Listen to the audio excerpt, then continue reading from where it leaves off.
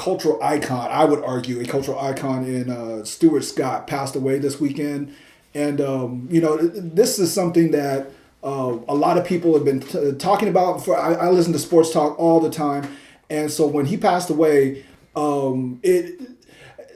he was literally the reason why I started watching sports, like the sports centers, stuff like that. It's like actual, just really watching the highlights and stuff, because I really didn't pay attention to stuff like that before. I would actually, kind of watch the game or watch, the news channel or whatever. But he actually pulled me in. And for him to pass away means a lot to me.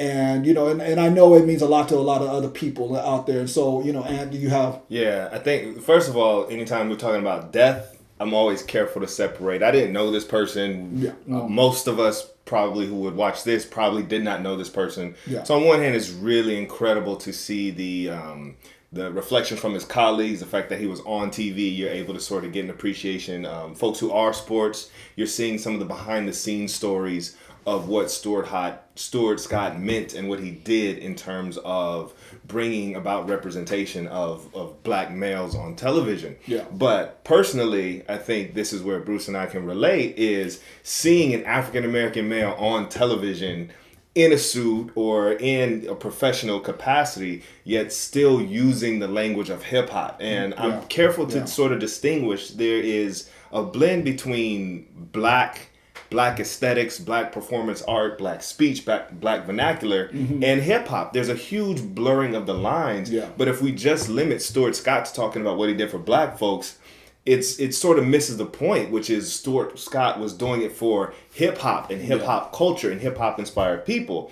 If it was just about black folks, Stuart Scott would not have lasted on ESPN. So, I mean, the fact that he was teamed with Rich Eisen and people were connected. And a lot of that has to do with sort of what hip hop was doing and growing, how it was growing in the 1990s. Yeah. My favorite thing, and this is biased, right? I'm a Sonics fan, still am a Sonics fan. I'm still waiting for them to come back. But when Gary Payton would have a highlight and Stuart Scott would say, GP, are you with me?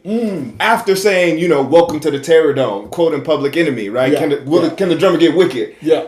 And we know the catchphrase is booyah. It's cool as the other side of the pillow. But to hear him use Public Enemy, Kirk Franklin, some James Inc., right? He would use these references that were so deeply embedded in hip hop music, soul music, funk, that it was something that for me, I knew. And I knew no one else. I knew Rich Eisen didn't know what he was saying. I knew anybody else didn't know what they were saying. My mom might not have even known some of them. But the fact that I knew these references, it was a connection. So you saw yourself on TV. And it would be foolish to think, I talk the way I talk. I dress the way I dress. This is how I dress in class oftentimes, right? Yeah. Because of the confidence that I can still be me, speak my language, and get paid in the professional capacity and be taken seriously regardless of the vernacular that we use. And that actually brings me, because I'm a little bit older than Ant. Actually, I'm a lot bit older than Ant. But when I first started at my job, for real, I would tell people, let me just be real about this. I would tell older white people about my style in class and how I try to engage students and how I really don't try to sound, quote, like a doctor. I really just try to be me in front of the class and help students realize that they think way more about sociology than what they actually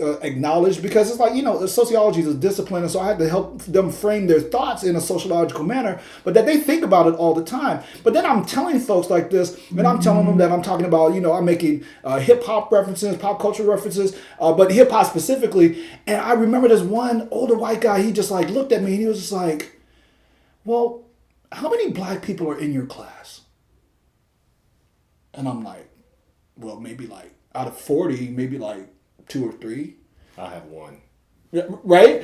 Maybe 2 or 3. Well, normally it is 1 or none, and whatnot. And then he was like, well, don't you think you're losing the white students when you do stuff like that? And I'm like, oh my God.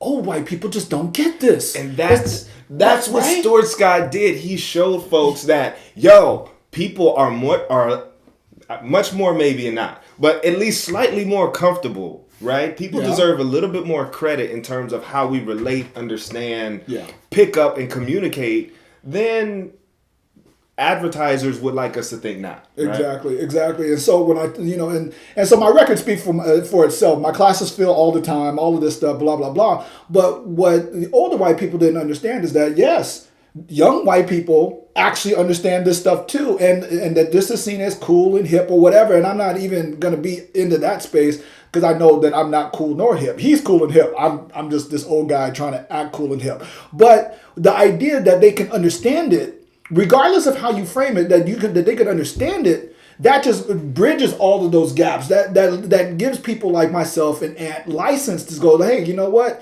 You might not like this, but this is who we are, and this is how we present ourselves. And Stuart Scott, amongst a lot of other people, but Stuart Scott especially in my life, he has allowed me and Ant to really take ownership of that and say, this is who we are, and just making us feel very comfortable. And so thank you for that, Stuart Scott. Rest in peace.